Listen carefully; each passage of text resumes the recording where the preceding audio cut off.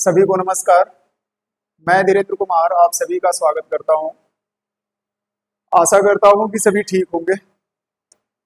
हम लोग उत्तर प्रदेश पुलिस के लिए अपनी क्लास लेकर के चले थे और क्लास में हम लोगों ने हिंदी के विषय के संबंधित बातचीत हम लोगों ने शुरू करी थी।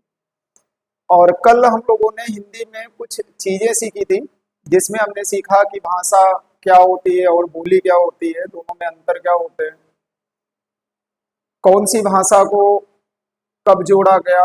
जब हमारा संविधान बना तो संविधान में हमारे अ, हिंदी को मान्यता कब मिली, और उस समय मूल संविधान में कितनी भाषाओं को रखा गया था, बाद में कौन कौन सी भाषाएं जुड़ी, कौन सा संशोधन हुआ।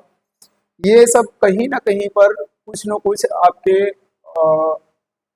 पेपर में पूछा गया है कॉम्पिटिटिव एग्जामों में। तो आज हम लोग उसी में आगे की ओर बढ़ेंगे और उस चीज में पहला जो चैप्टर हम लोग स्टार्ट करेंगे, कल ही मैंने बताया था कि पहला जो अध्याय हम लोग शुरू करने वाले हैं वो अध्याय हमारा है वर्णमाला का। और वर्णमाला के विषय में हम लोग आज शुरुआत करेंगे। कल थोड़ी सी बातें हम लोगों ने करी थी, लेकिन पीछे की चीजें थोड़ा सा रिकॉल करते हुए चीजें आगे की ओर बढ़ाएंगे। तो सबसे पहले हम सीखेंगे कि वर्णमाला क्या है।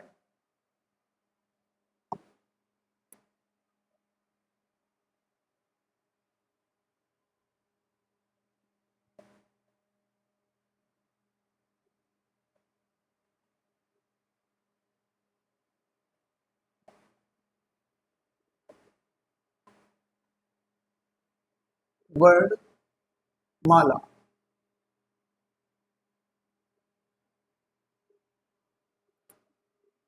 वर्णमाला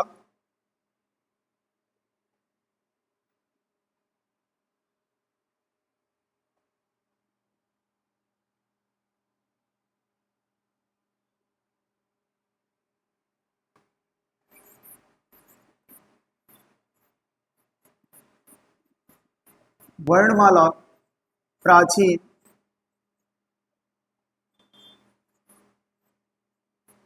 प्राचीन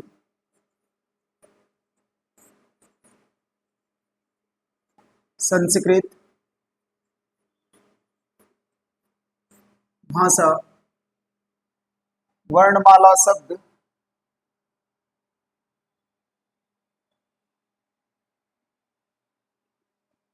वर्णमाला शब्द प्राचीन संस्कृत भाषा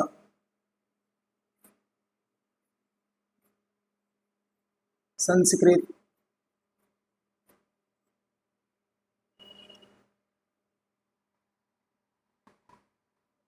प्राचीन संस्कृत भाषा से प्राचीन संस्कृत भाषा से लिया गया है।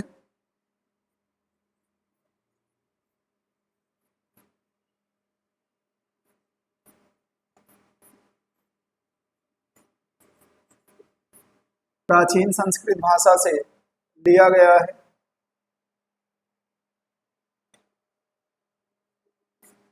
लिया गया है। वर्णमाला वर्णमाला दो शब्दों दो शब्दों वर्ण तथा माला से मिलकर मिलकर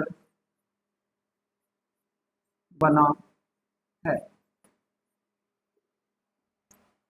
देखिए, वर्णमाला में हम लोगों ने बात करी तो वर्णमाला में मैंने आपको समझाया कि वर्णमाला जो शब्द है यह हमारी प्राचीन संस्कृत भाषा से ली गई है। और इसमें वर्णमाला की अगर बात करें तो वर्णमाला हमारा दो शब्दों से मिलकर के बना हुआ है। एक तो है वर्ण और दूसरा है माला। तो अगर बात करें वर्ण की, तो वर्ण का अर्थ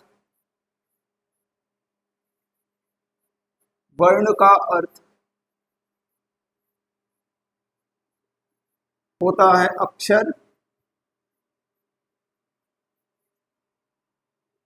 अक्षर। और माला का अर्थ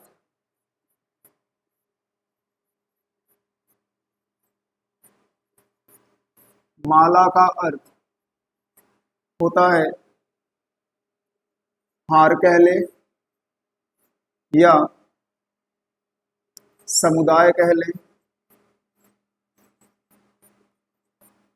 समुदाय कह ले।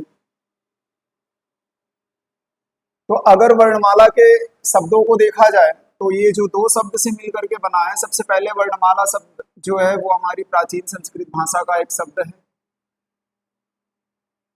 संस्कृत भाषा से लिया गया है। वर्णमाला हमारा दो शब्दों से मिल करके बना है, दो शब्दों से मिल करके बना है। पहला शब्द है हमारा वर्ण और दूसरा शब्द है हमारी माला।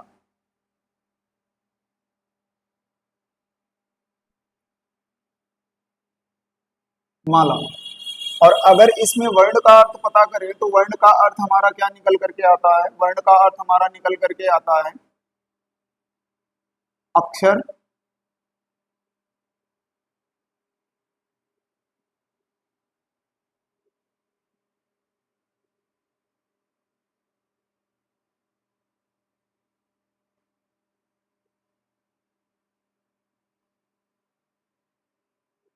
अक्षर। और माला का अर्थ निकल करके आता है हार या समुदाय, हार या समुदाय।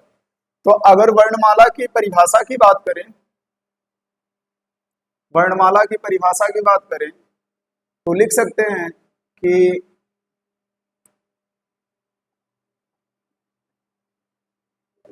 वर्णों के सुव्यवस्थित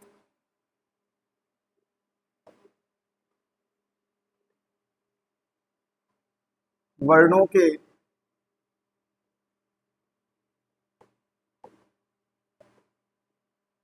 सुव्यवस्थित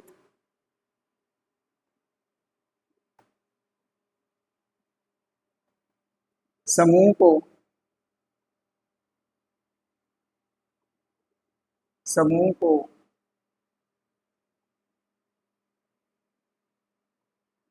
वर्णमाला कहते हैं।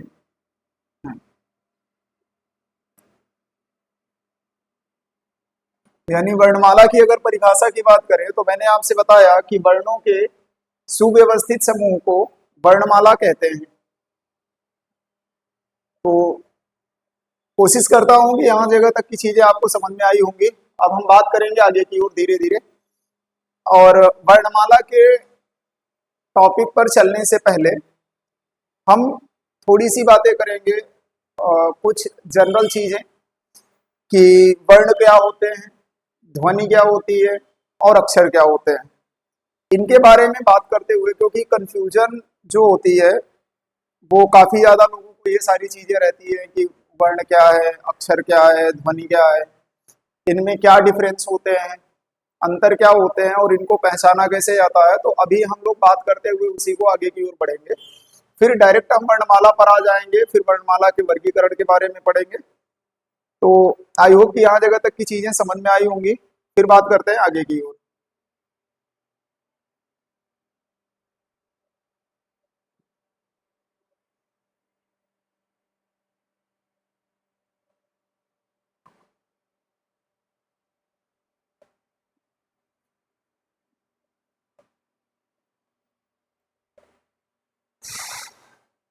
चलिए अब हम लोग अपनी क्लास को आगे की ओर बढ़ाते हैं और इसमें सबसे पहले सीखेंगे कि वर्ण क्या है।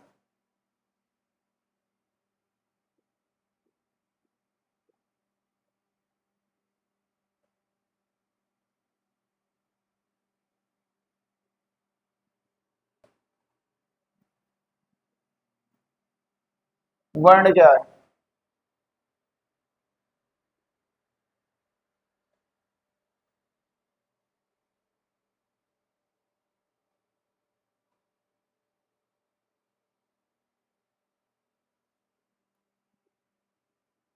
देखिए, अगर परिभाषा की बात करें तो मैं लिखूंगा कि वर्ण वह ध्वनि है,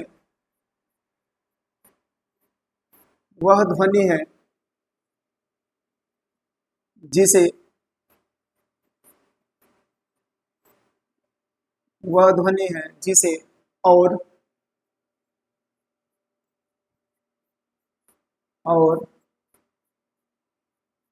भागों में विभाजित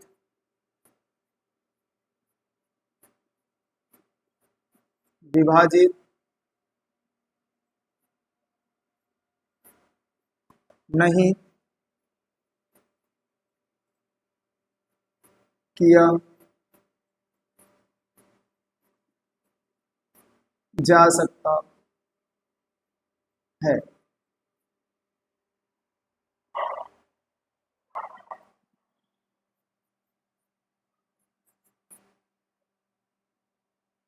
तो देखिए, मैंने वर्ण की परिभाषा लिखाई कि वर्ण क्या होता है। मैंने आपसे बताया कि वर्ण वह ध्वनि है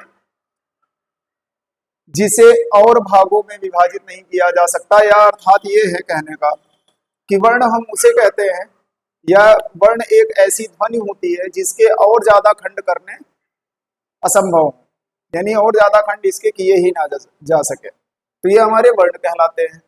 अगर यही जगह हम लोग थोड़ी सी बात करें तो हिंदी भाषा में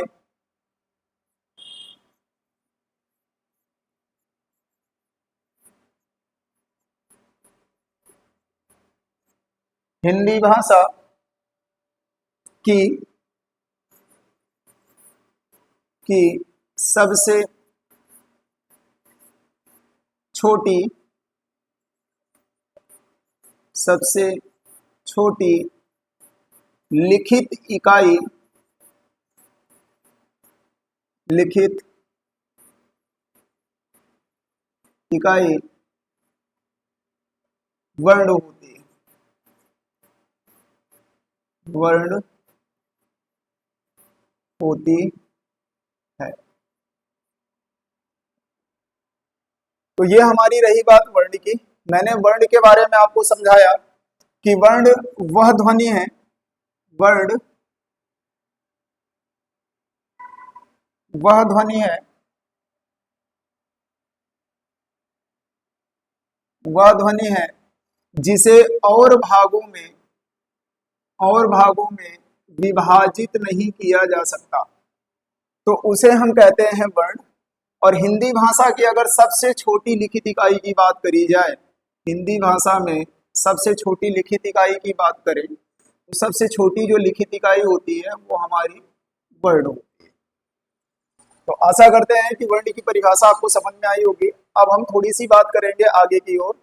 अब यहाँ पे हम सीखेंगे कि अक्षर क्या होता है। बात करेंगे अक्षर की।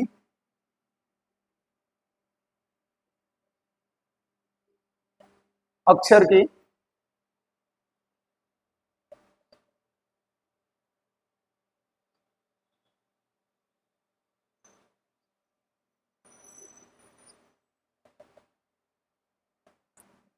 जब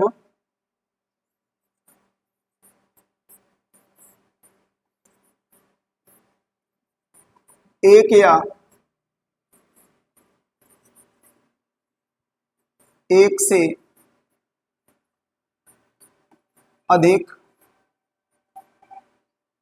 जब एक या एक से अधिक वर्ण मिलकर मिलकर बोलने योग्य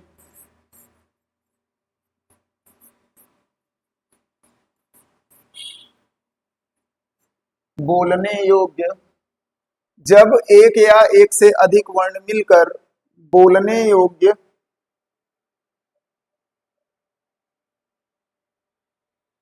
इकाई बनाते हैं,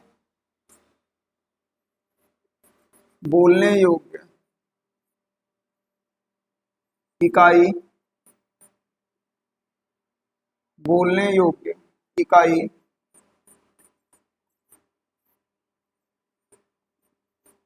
बनाते हैं तो उसे अक्षर कहते हैं। अक्षर कहते हैं। अक्षर के बारे में हम लोगों ने बात करी तो मैंने आपको समझाया कि जब एक या एक से अधिक वर्ण मिलकर बोलने योग्य इकाई बनाते हैं तो उसे हम क्या कहते हैं? अक्षर कहते हैं। जब एक या एक से अधिक वर्ण मिलकर बोलने योग्य इकाई बनाते हैं तो उसे हम अक्षर कहते हैं। तो ये बात हो गई अक्षर की। अब हम सीखेंगे ध्वनि किसे कहते हैं। अच्छा, जैसे अगर इसमें उदाहरण की बात करें तो उदाहरण भी अगर चाहें तो आप देख लीजिए। जैसे उदाहरण में हमने बात करी, मैंने लिखा क।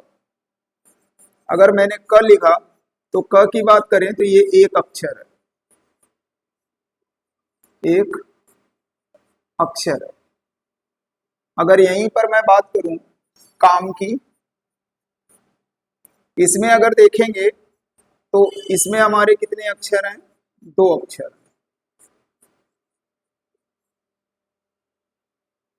दो अक्षर हैं। अब यहां जगह से हम बात करेंगे ध्वनि की। ध्वनि किसे कहते हैं?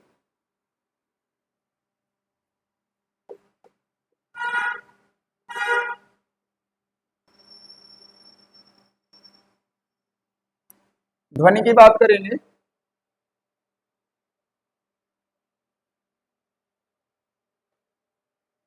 तो मुख से निकलने वाली, मुख से निकलने वाली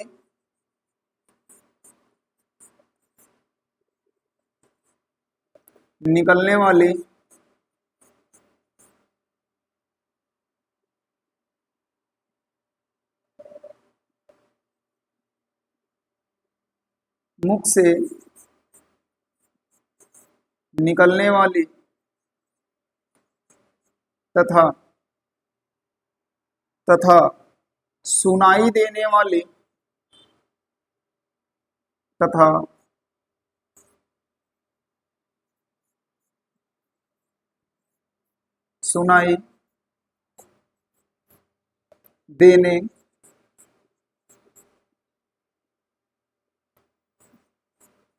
सुनाई देने वाली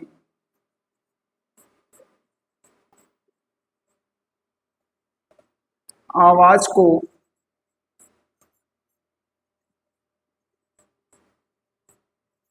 ध्वनि कहते हैं। आवाज को ध्वनि कहते हैं। तो मैंने आपसे बताया कि ध्वनि की परिभाषा क्या होती है? मुख से निकलने वाली, मुख से निकलने वाली तथा हमारे कानों को सुनाई देने वाली जो आवाज होती है, उसी आवाज को हम लोग ध्वनि कहते हैं। तो ये कुछ छोटी छोटी बातें थी जिनके बारे में जानना जरूरी था। और एक छोटी सी बात और करेंगे यहाँ जगह, जिसे हम कहते हैं लिपि। लिपि क्या होती है वो भी समझ लेते हैं, फिर हम वर्णमाला के ऊपर चलना स्टार्ट कर देंगे। लिपि,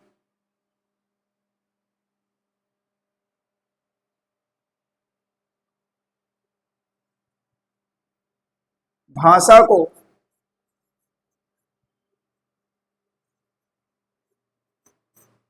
लिखने के लिए, भाषा को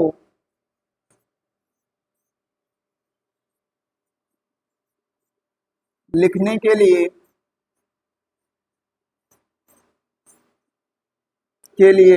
जिन उचित चिन्हों का प्रयोग किया जाता है उचित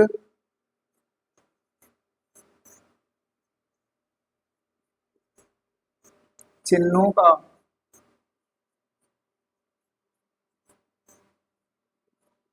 प्रयोग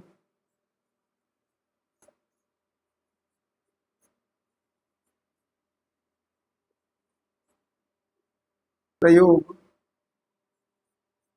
किया जाता है लिपि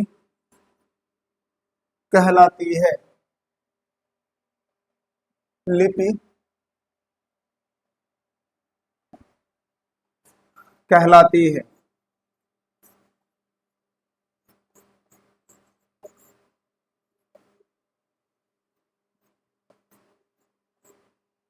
लिपि कहलाती है। तो भाषा को लिखने के लिए, भाषा को लिखने के लिए जिन उचित चिन्हों का प्रयोग किया जाता है उसे उसे थोड़ा सा टर्म मैं चेंज कर रहा हूं, किया जाता है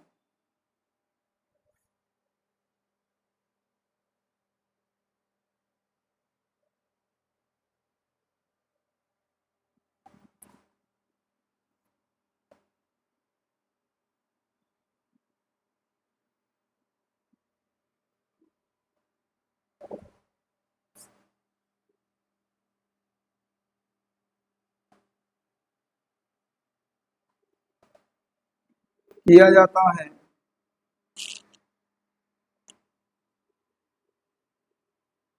लिपि कहलाती है, उसे लिपि कहते हैं।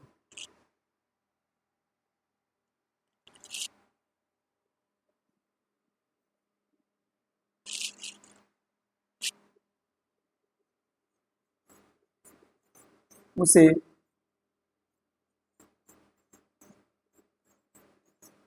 लिपि कहते हैं।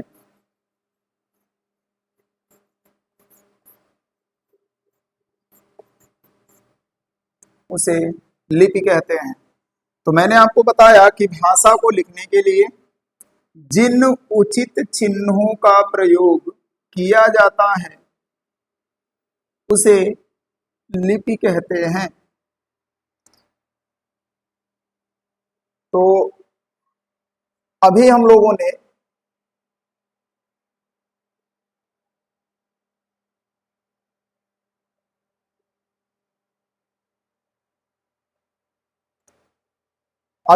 ने अपने कुछ टॉपिक को उठाया और उन टॉपिक्स के बारे में समझा कि जैसे वर्ण किसे कहते हैं। तो वर्ण के बारे में हमने क्या बताया कि वर्ण वह ध्वनि है जिसे और अधिक भागों में विभाजित नहीं किया जा सकता, वो हमारा वर्ण कहलाता है। और हिंदी भाषा में अगर बात करें कि सबसे छोटी इकाई लिखित रूप से कौन होती है, यूपी पुलिस में पूछा गया प्रश्न है कि हिंदी भाषा की सबसे छोटी लिखित इकाई कौन सी है, तो आप उसका उत्तर देंगे कि हिंदी भाषा की सबसे छोटी जो लिखित इकाई है वो हमारी होती है वर्ण। उसके बाद मैंने आपसे बताया कि अक्षर क्या होता है। तो अक्षर किसे कहते हैं, यहां ध्यान देंगे कि जब एक या एक से अधिक वर्ण मिलकर बोलने योग्य इकाई बनाते हैं तो उसे अक्षर कहते हैं। फिर हमने उदाहरण के रूप में आपको समझाया कि एक अक्षर क्या है और एक से अधिक यानी दो अक्षर क्या है। फिर यहां जगह मैंने आपको सिखाया कि ध्वनि किसे कहते हैं। तो ध्वनि की अगर बात हम लोगों ने करी तो ध्वनि के बारे में मैंने आपको समझाया कि मुख से निकलने वाली तथा सुनाई देने वाली, यानी मुख से निकल रही है और व्यक्ति के कानों में उसकी आवाज जा रही है, तो वही आवाज हमारी क्या कहलाती है, ध्वनि कहलाती है। यहां जगह एक पॉइंट आपको समझाना था, तो मैं कोशिश करता हूं कि इस जगह पर ये चीजें लिखा दूं, नहीं तो ये छूट जाएगा।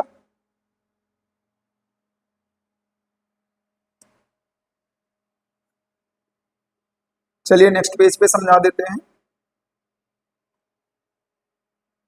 कुछ इंपॉर्टेंट पॉइंट हैं जिसे हमें जानना जरूरी है। इंपॉर्टेंट पहला अगर भाषा की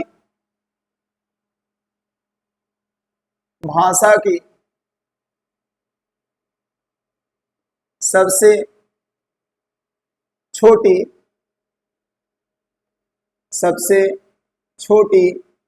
मौखिक इकाई की बात करें, मौखिक इकाई, तो भाषा की सबसे छोटी अगर मौखिक इकाई की बात करें तो सबसे छोटी मौखिक इकाई हमारी होती है ध्वनि। ये ध्वनि वाले पॉइंट में ही लिखाना था, बट वहां जगह मुझे थोड़ा सा याद नहीं रहा।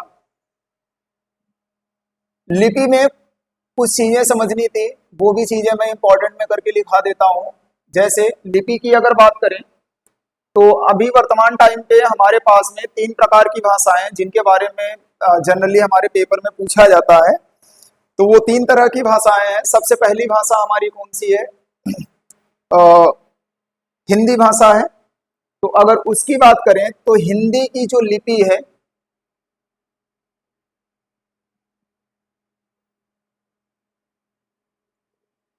हिंदी की लिपि की अगर बात करें तो हिंदी की जो हमारी लिपि है वो लिपि है हमारी देवनागरी लिपि। देवनागरी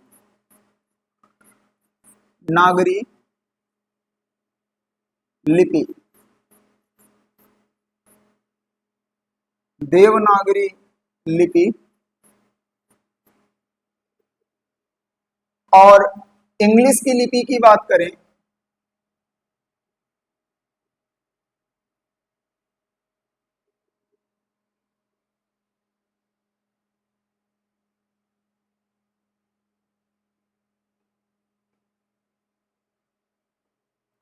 अंग्रेजी की अगर लिपि की बात करें तो अंग्रेजी की जो लिपि है वो हमारी है रोमन।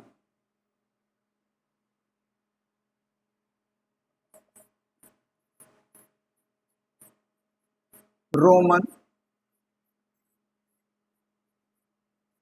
लिपि। और उर्दू की अगर लिपि की बात करें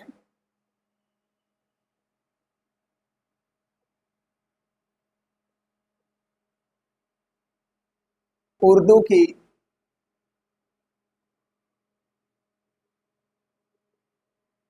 लिपि, तो उर्दू की अगर लिपि की बात करें तो उर्दू जो हमारी है वो हमारी अरबी, उर्दू जो हमारी है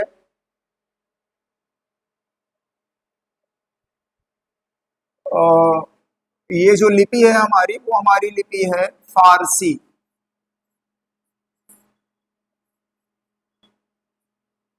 फारसी लिपि।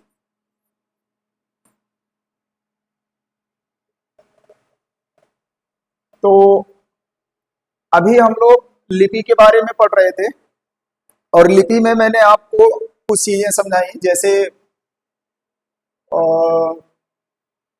वर्णमाला में वर्णमाला के बारे में हम लोगों ने शुरू किया था पढ़ने के लिए। तो वर्णमाला में सबसे पहले हम लोगों ने सीखा कि वर्णमाला किसे कहते हैं।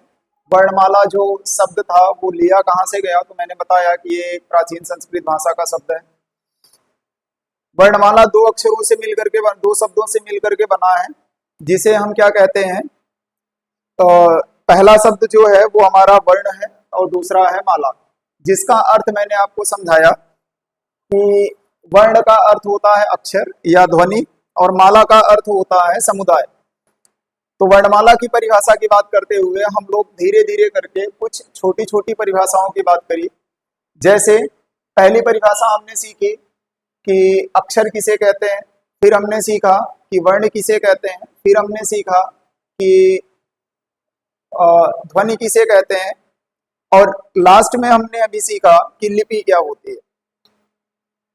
तो कुछ छोटी छोटी परिभाषाएं हैं जो हमारे सामान्य ज्ञान के लिए बहुत आवश्यक होती हैं, और हमें अपने सामान्य ज्ञान को बनाए रखने के लिए अगर हम हिंदी भाषा को पढ़ रहे हैं तो हिंदी भाषा में अगर हमें इनका ज्ञान नहीं है तो उसे थोड़ा सा क्या माना जाता है, ज्ञान का अभाव माना जाता है। तो ये सारी चीजें हम ध्यान में रखेंगे कि जिससे कभी अगर कोई कुछ पूछता भी है तो आप इन चीजों को अच्छे से बता सकें। तो यहाँ जगह देखिए सारी चीजें यहाँ तक समझा दी गई। दो इंपॉर्टेंट चीजें थी, एक तो भाषा की छोटी मौखिक इकाई, सबसे छोटी मौखिक इकाई की बात की जाए तो भाषा की सबसे छोटी मौखिक इकाई हमारी क्या होती है, ध्वनि होती है। और भाषा की सबसे छोटी अगर लिखित इकाई की बात करें तो वो हमारी क्या होती है, वर्ण होती है। तो ये चीजें मैंने आपको बता दी। लिपि में मैंने आपको समझाया कि लिपियां सामान्यतः हमारे पेपर में 3 तरह की लिपि के बारे में पूछा जाता है पेपर में। तो अगर हिंदी लिपि की बात करें तो ये सामान्यतः सभी लोगों को पता है कि हिंदी की जो लिपि है वो देवनागरी लिपि है या इसी को नागरी लिपि भी कहते हैं। और अंग्रेजी की लिपि की अगर बात करें तो अंग्रेजी जो लिपि है वो हमारी रोमन की लिपि है, रोमन लिपि है। और उर्दू की जो लिपि है वो हमारी फारसी लिपि है। तो यहाँ तक की बातें आशा करता हूं कि सबको समझ में आई है।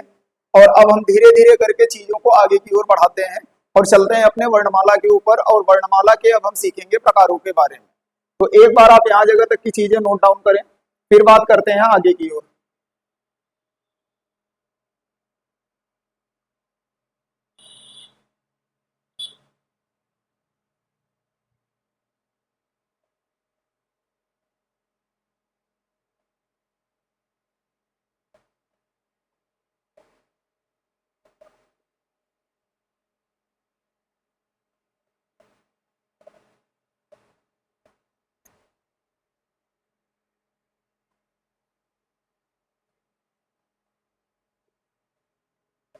चलिए, बात कर रहे थे हम लोग वर्णमाला की, और अब चीजें हम सीखेंगे वर्णमाला के ही बारे में। पूरा का पूरा जितना आज तक पेपर में पूछा गया है उन सभी चीजों की बातें करते हुए आगे की ओर चलेंगे। सबसे पहला पॉइंट जो समझने के लायक है वर्णमाला में, वर्णमाला में वो पहला पॉइंट हमारा ये है कि अगर मूलतः मूलतः हिंदी के में अगर उच्चारण के आधार पर वर्णों की संख्या बात करें, मूलतः मूलतः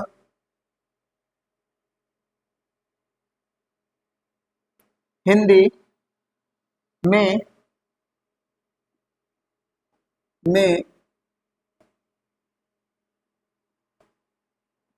उच्चारण के आधार पर, उच्चारण के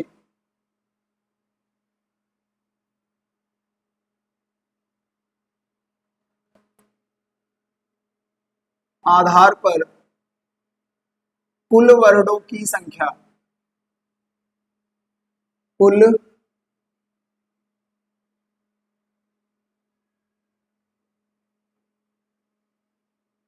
वर्णों की संख्या, कुल वर्णों की संख्या। तो ध्यान में रखिएगा, उच्चारण के आधार पर अगर कुल वर्णों की संख्या पूछ रहा है, उच्चारण के आधार पर कुल वर्णों की संख्या होती है 45।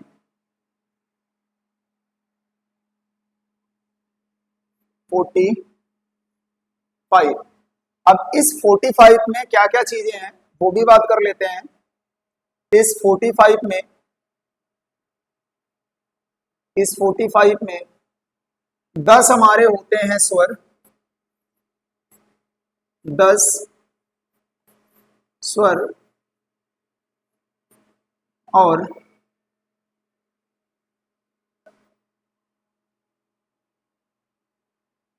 10 स्वर और 35 व्यंजन।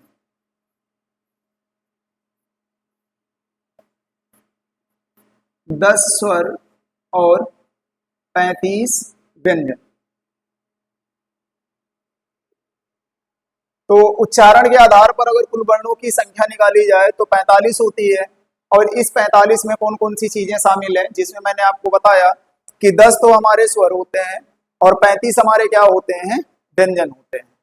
बात समझ में आई? तो अब चलते हैं बच्चों आगे की ओर और देखते हैं कि मूलतः हिंदी वर्णमाला में लेखन के आधार पर वर्णों की संख्या। मूलतः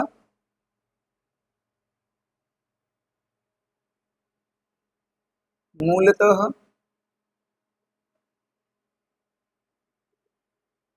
हिंदी वर्णमाला में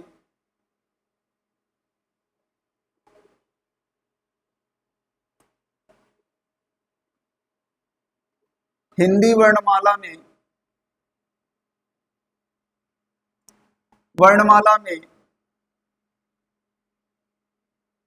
वर्णों की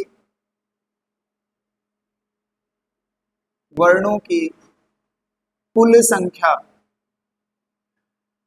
वर्णों की कुल संख्या, तो ये हम बात करेंगे तो बेटा ये हमारे हो जाते हैं टोटल 52। अब इस 52 में हमारे कौन कौन सी चीजें होती हैं इसकी बातें कर लेते हैं। इस 52 में 13 तो हो जाते हैं हमारे स्वर, 13 हो जाते हैं स्वर, प्लस 35 हो जाते हैं व्यंजन,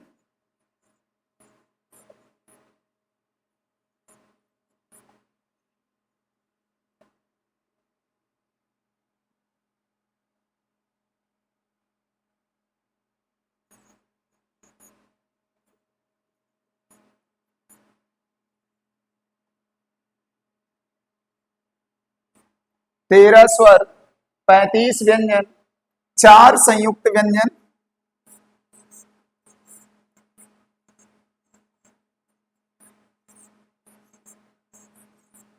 4 संयुक्त व्यंजन। तो अगर देखें तो 35 और 4 39, 39 और 10 39 और 10 49, 49 और 3 52। तो टोटल 52 वर्ण ये है। परंतु एक बात की बात और करेंगे, अगर पारंपरिक हिंदी वर्णमाला में कुल वर्णों की संख्या पूछे, है ना, पारंपरिक हिंदी वर्णमाला में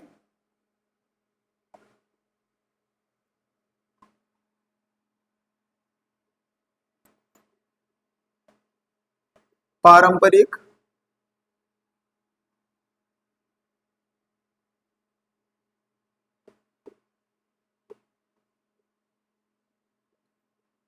हिंदी वर्णमाला में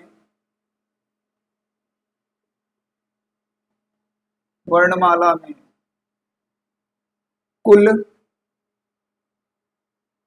वर्णों की संख्या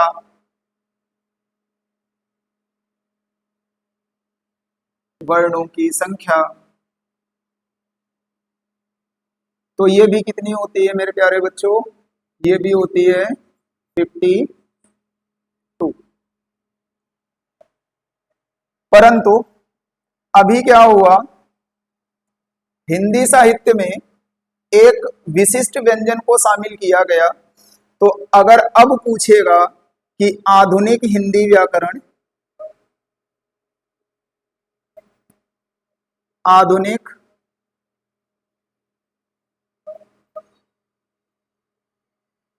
हिंदी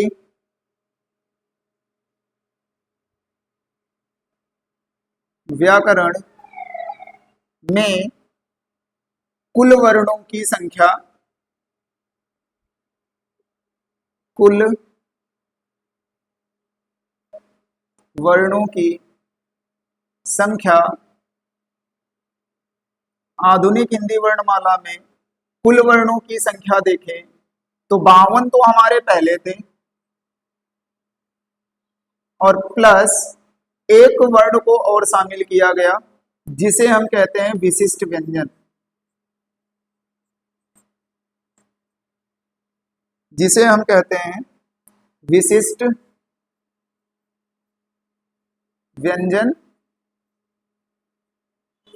विशिष्ट व्यंजन मतलब अब टोटल संख्याएं कितनी हो गई हैं आधुनिक वर्णमाला में, अगर ये शब्द लिख करके आएगा तो टोटल वर्णों की संख्या हम कितनी दिखाएंगे? 53 दिखाएंगे। और ये विशिष्ट व्यंजन है कौन सा, ये भी देख लीजिए।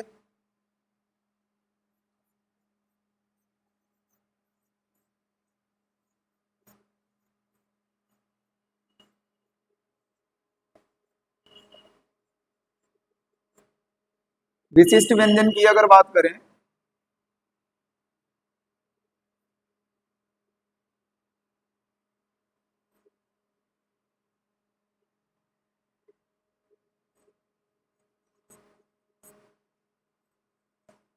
ये जो विशिष्ट व्यंजन ये हमारा कुछ इस तरीके का एक अक्षर होता है ना। तो ये हमारा विशिष्ट व्यंजन है, और इसी विशिष्ट व्यंजन के अंतर्गत इस चीज को रखा गया। तो ये बात रही वर्णमाला के संख्याओं की। ज्यादातर क्या होता है, कुछ अलग अलग किताबें हैं तो मान्यताएं अलग अलग हैं अपने लेखकों की, तो वो लेखक किस चीज को किस आधार पर मान रहे हैं हम वो बातें तो नहीं कर सकते, लेकिन हाँ बातें ये करेंगे कि हमारे कॉम्पिटेटिव एग्जाम में किस बेस पर प्रश्न पूछे जाते हैं और उन सभी प्रश्नों का उत्तर किस आधार पर दिया जा सकता है। तो मैंने उन सभी आधारों की बात कर ली। मैंने आपको बताया कि अगर मूलतः हिंदी में उच्चारण के आधार पर कुल वर्णों की संख्या पूछे वर्णमाला में, तो टोटल 45 होते हैं। 45 में कौन कौन थे, मैंने आपको समझाया कि उस 45 में हमारे 10 स्वर होते हैं और 35 व्यंजन होते हैं। इसके बाद अगर हम बात करें कि मूलतः हिंदी वर्णमाला में, यानी जब वर्णमाला जो पहले की चल रही थी, तो मूलतः अगर हिंदी वर्णमाला की अगर बात करें, मूलतः हिंदी वर्णमाला की अगर बात करें तो इसमें कुल वर्णों की संख्या कितनी है? 52 है। इस 52 में हमारे क्या क्या शामिल हैं? तो इसमें 13 स्वर हैं, 35 व्यंजन हैं और 4 हमारे संयुक्त व्यंजन हैं। और पारंपरिक अगर हिंदी वर्णमाला में कुल वर्णों की संख्या की अगर बात करें तो इसमें कितने हैं? टोटल 52 है। यहाँ जगह अगर आधुनिक हिंदी व्याकरण में अगर कुल वर्णों की संख्या की बात करें तो 52 प्लस एक कौन सा? विशिष्ट व्यंजन। तो टोटल मिल करके कितने हो गए? 53। और विशिष्ट व्यंजन कौन सा है वो आपको समझा दिया गया, ल।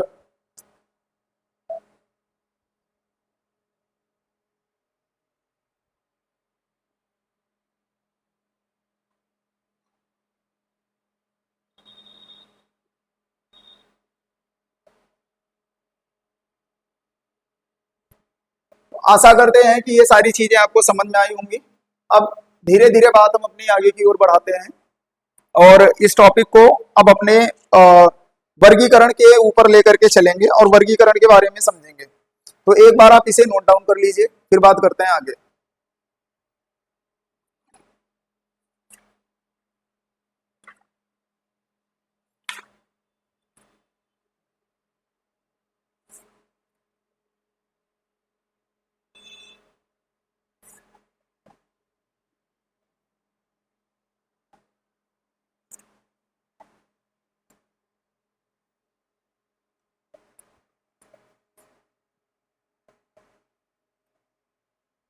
चलिए अब धीरे धीरे बात हम आगे की ओर बढ़ाते हैं। एक हमारे महान व्याकरणवादी थे जिनका नाम था कामता प्रसाद गुरु। तो कामता प्रसाद गुरु के अनुसार भी वर्णों की संख्या कभी कभी हमसे पेपर में पूछ ली जाती है, तो उसकी भी बात कर लेते हैं। उन्होंने जो कुल वर्णों की संख्या निकाली थी, नोट में करके चीजें लिख लेंगे। कामता प्रसाद गुरु, कामता प्रसाद गुरु के अनुसार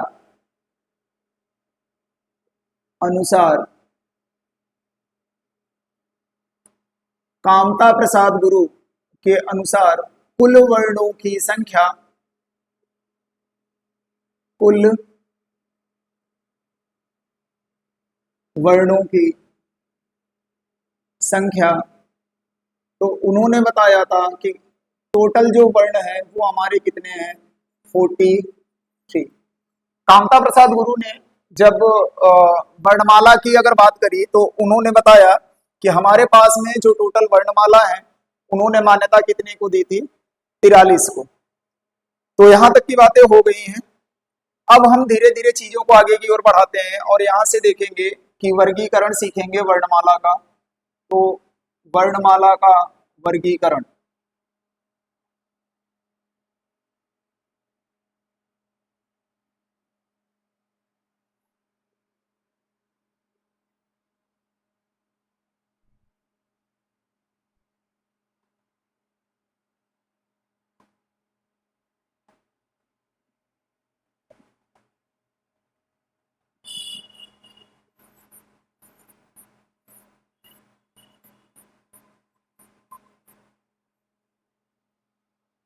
वर्णमाला ये थोड़ा सा ठीक नहीं है,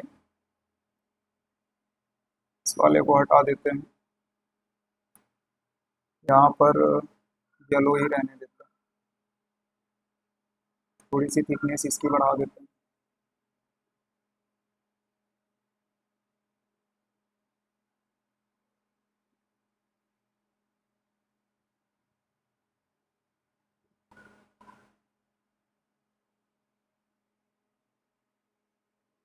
तो यहां से हम लोग सीखेंगे वर्णमाला का वर्गीकरण।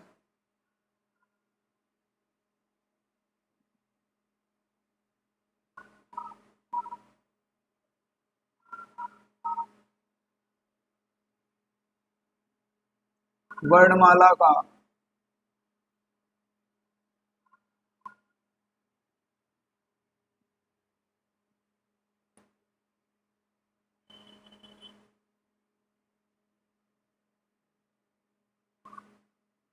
वर्गीकरण। अगर वर्णमाला के वर्गीकरण की हम लोग बात करें तो देखेंगे कि वर्णमाला हमारे दो भागों में मिल बटा हुआ है। इन दो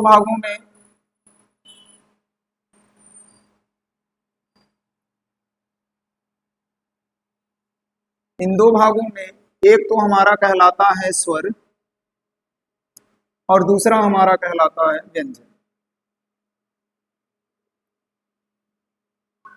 एक हमारा कहलाता है स्वर और दूसरा हमारा कहलाता है व्यंजन।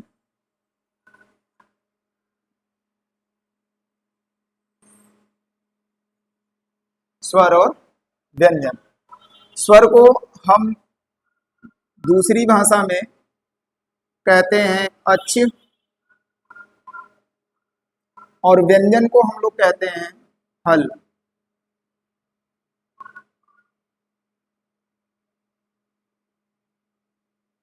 अच्छ और हल।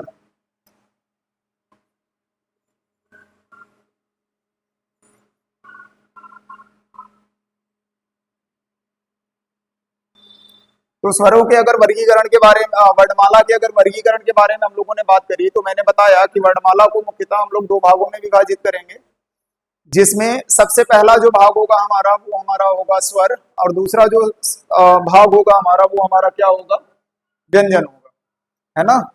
तो आशा करते हैं कि यहाँ जगह तक की चीजें आपको समझ में आई हैं। बात इसके आगे की ओर बढ़ाते हैं। अब हम अपना पहला टॉपिक लेकर के चलेंगे इसमें स्वर को, और इस स्वर के बारे में सारी की सारी चीजें हम लोग डिटेल में समझेंगे, परिभाषा से लेकर के इनका वर्गीकरण किस आधार पर किया गया, वो सारी बातें करते हुए हम लोग धीरे धीरे आगे की ओर बढ़ेंगे। ठीक है, तो आइए बात करते हैं आगे की ओर।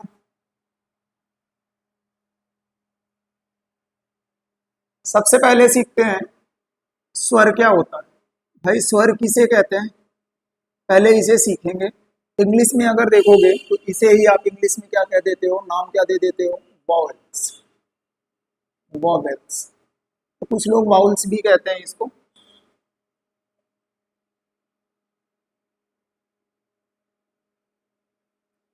स्वर,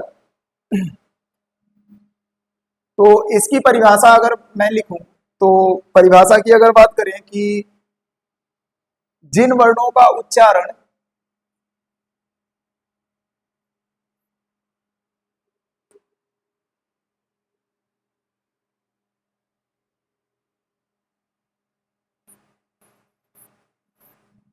जिन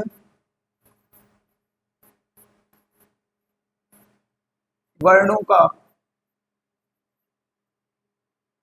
जिन वर्णों का उच्चारण स्वतंत्र रूप से होता है, रूप से होता है, स्वर कहलाता है।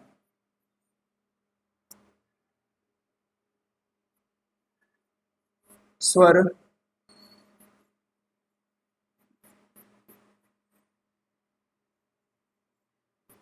कहलाता है। या अगर दूसरी भाषा में बात करें, अर्थात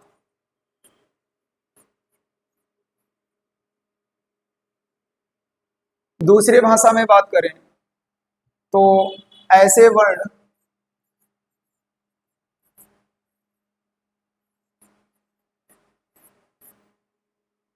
जिनके उच्चारण में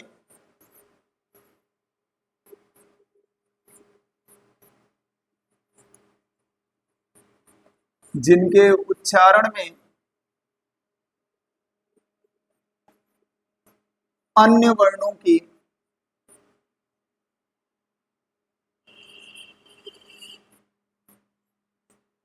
अन्य वर्णों की आवश्यकता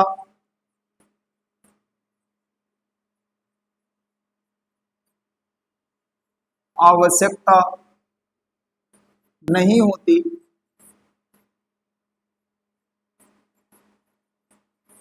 नहीं होती, स्वर कहलाते हैं।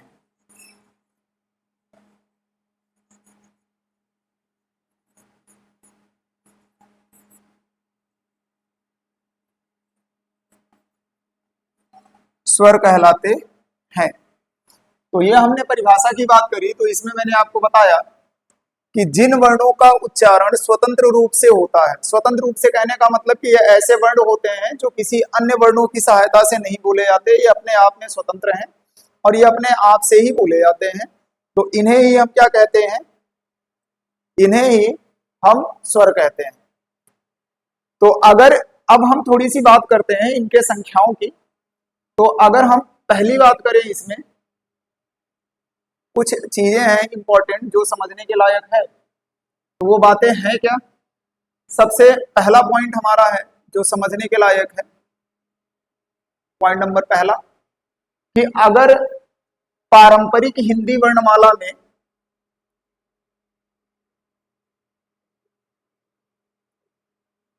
पारंपरिक या मूल वर्णमाला में मूल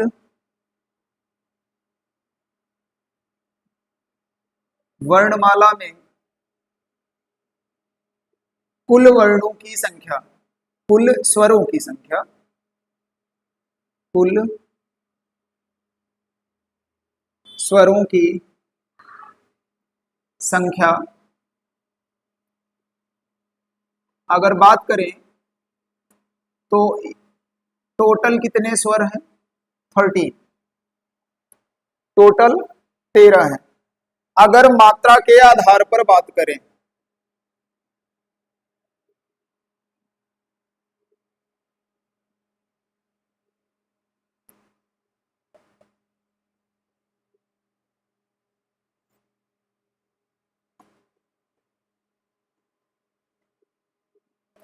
मात्रा के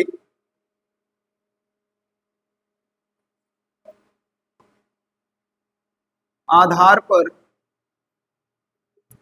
कुल स्वरों की संख्या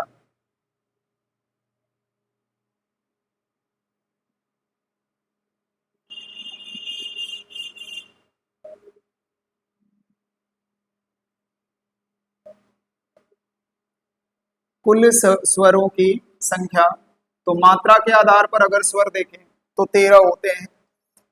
अगर देखना है तो इसको देख लीजिए, कुल संख्या 11 होती है, 13 नहीं होती, सॉरी। अ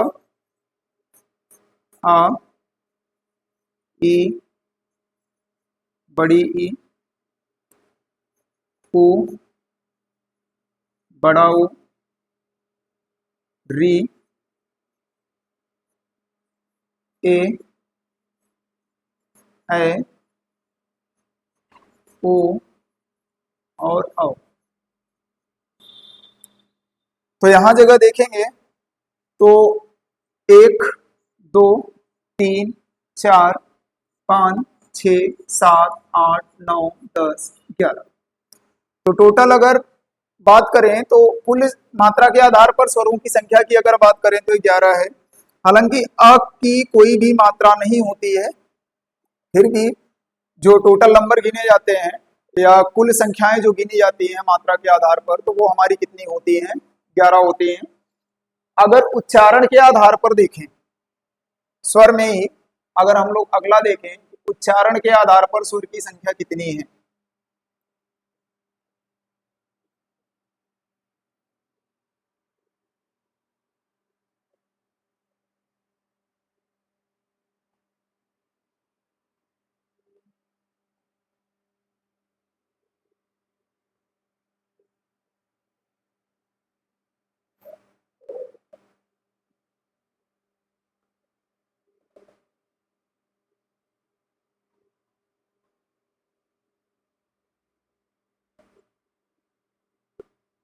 उच्चारण के आधार पर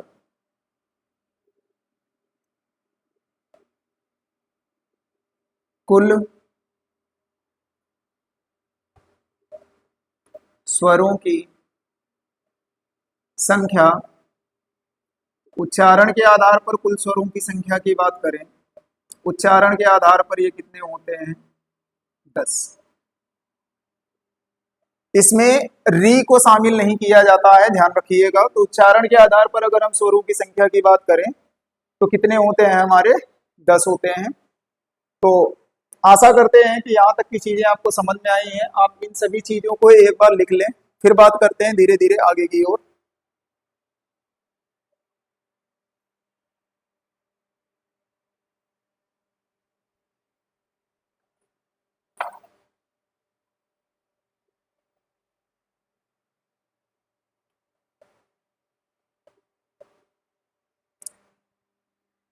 अब हम धीरे धीरे बात को आगे की ओर बढ़ाते हैं और यहाँ से हम लोग सीखेंगे कि स्वर जो हमारे होते हैं उनके वर्गीकरण के बारे में। तो चलिए अपने टॉपिक को शुरू करते हैं। यहाँ पर सीखते हैं स्वरों का वर्गीकरण।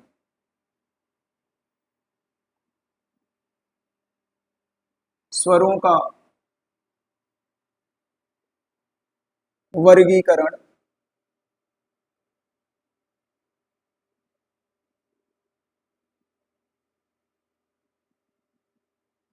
स्वरों का वर्गीकरण। और स्वरों के अगर वर्गीकरण की बात करें मेरे दोस्तों, तो इसमें आप देखेंगे कि जो स्वर हमारे हैं वो मुख्यतः दो प्रकार के थे। जब चीजें स्टार्ट हुई तो स्वर जो हमारे बने वो मुख्यतः दो प्रकार के बने। सबसे पहले वाले को हम लोग मौलिक या मूल स्वर कहा, है ना?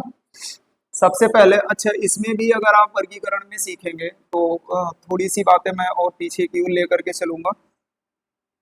जो पहला वर्गीकरण हम लोग पढ़ रहे हैं, इस वर्गीकरण में जो पहला वर्गीकरण पढ़ रहे हैं वो पहला वर्गीकरण हम लोग पढ़ रहे हैं उत्पत्ति के आधार पर।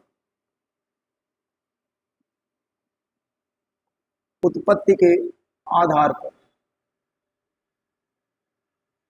आधार पर उत्पत्ति के आधार पर अगर चीजों की बात करें तो हम देखेंगे कि स्वर हमारे दो प्रकार के थे। पहला मूल स्वर या मौलिक स्वर। मूल स्वर या इसे ही हम कहते हैं मौलिक स्वर।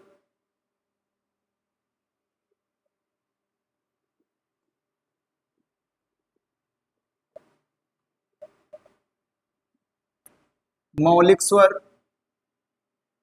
और दूसरा होता था संधि स्वर। संधि स्वर। मूल स्वर या मौलिक स्वर, और दूसरा हमारा होता था संधि स्वर। और अगर इस संधि स्वर की बात करें तो संधि स्वर भी हमारा दो प्रकार का आएगा। एक हमारा होगा समजाति और दूसरा होगा विषमजाति। एक हो जाएगा हमारा समजातीय स्वर स्वर और दूसरा हो जाएगा विषम जातीय स्वर। विषम जातीय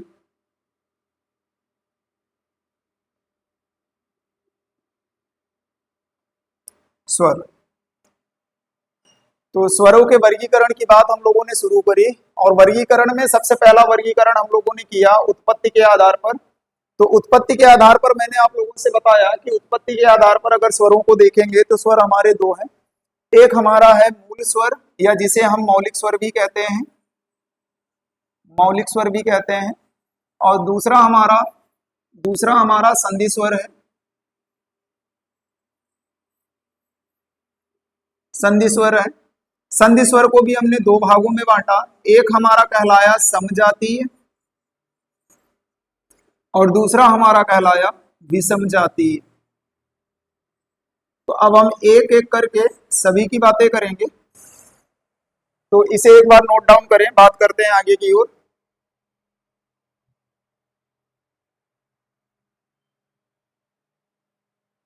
चलिए अब हम बात करेंगे मौलिक स्वर की, कि मौलिक स्वर क्या होते हैं।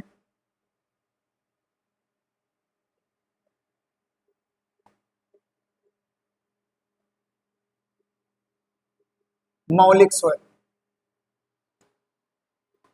जिन वर्णों का निर्माण, जिन वर्णों का निर्माण निर्माण केवल एक खंड से होता है,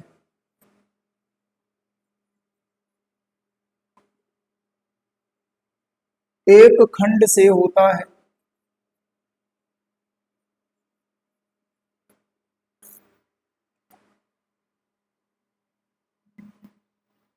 एक खंड से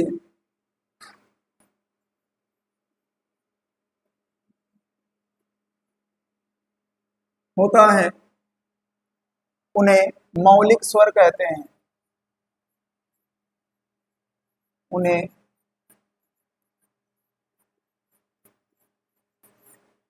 मौलिक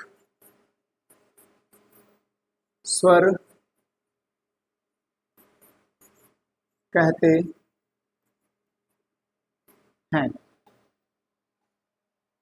इनकी अगर संख्या की बात करें तो मौलिक स्वरों की संख्या 4 होती है। मौलिक स्वरों की संख्या, मौलिक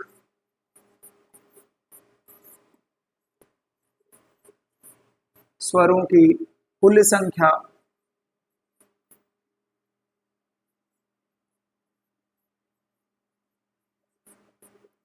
संख्या बराबर 4।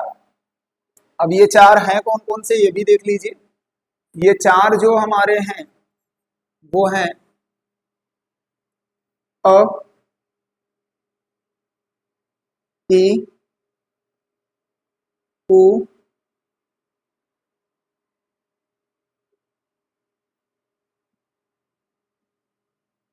और री।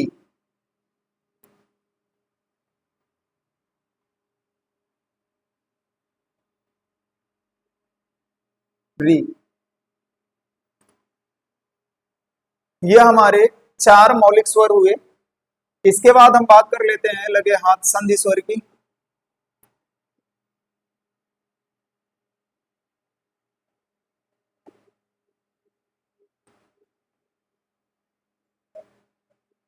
संधि स्वर की अगर बात करें तो जिन स्वरों का निर्माण, यहां जगह वर्ण की जगह पर स्वर लिख लीजिए तो ज्यादा अच्छा है।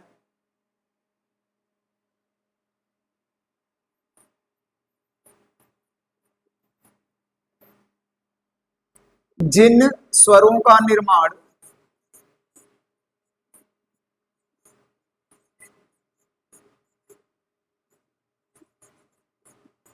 स्वरों का निर्माण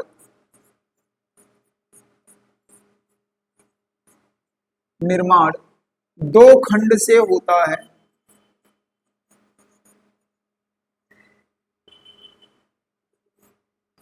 दो खंड से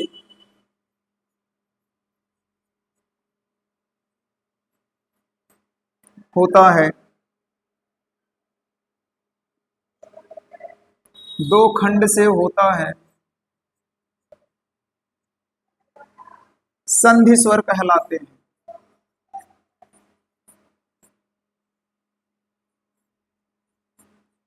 संधि स्वर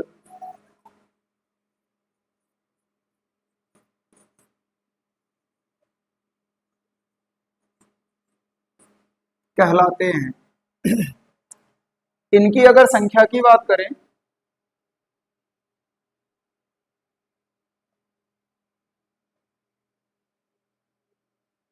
इनकी संख्या, अच्छा उदाहरण के रूप में देख लीजिए अगर देखना हो तो, जैसे उदाहरण की बात करें तो हमने लिखा आ को देखेंगे तो इसका निर्माण अ प्लस अ से हुआ है। हम बात करें बड़ी ई की, इसका निर्माण देखेंगे ई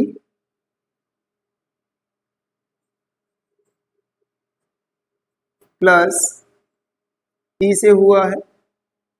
बात करें ऊ का, इसका अगर निर्माण देखें तो ऊ प्लस ऊ से हुआ।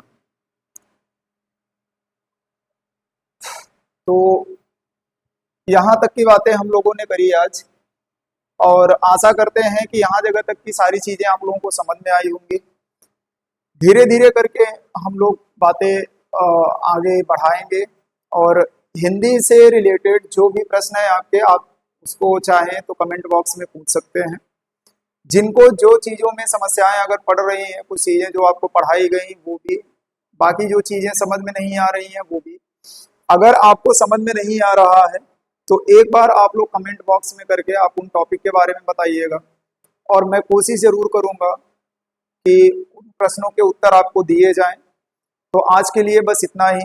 आशा करता हूँ कि सब अच्छे से होंगे। कल फिर मिलते हैं इसी टाइम पर। आज के लिए धन्यवाद।